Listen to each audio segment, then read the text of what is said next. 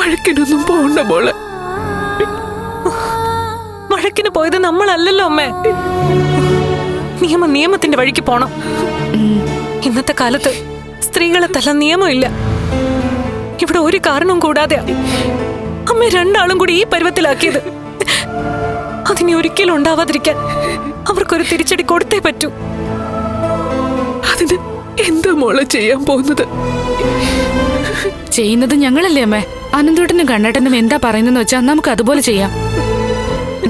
മുഖമെല്ലാം വീങ്ങിയിരിക്കുക, ചോരയും പൊടിയുന്നുണ്ട്. അത് ഏതെങ്കിലും മക്കൾക്ക് സഹിക്കാൻ പറ്റുമോ?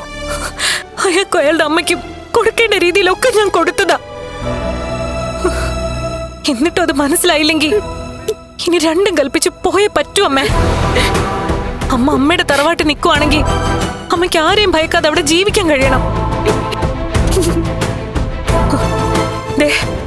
അമ്പലത്തിന്റെ മുന്നിൽ വെച്ച് ഞാൻ പറയാ, ഇത് ഞാൻ അങ്ങനെ വെറുതെ വിടാൻ പോകുന്നില്ല.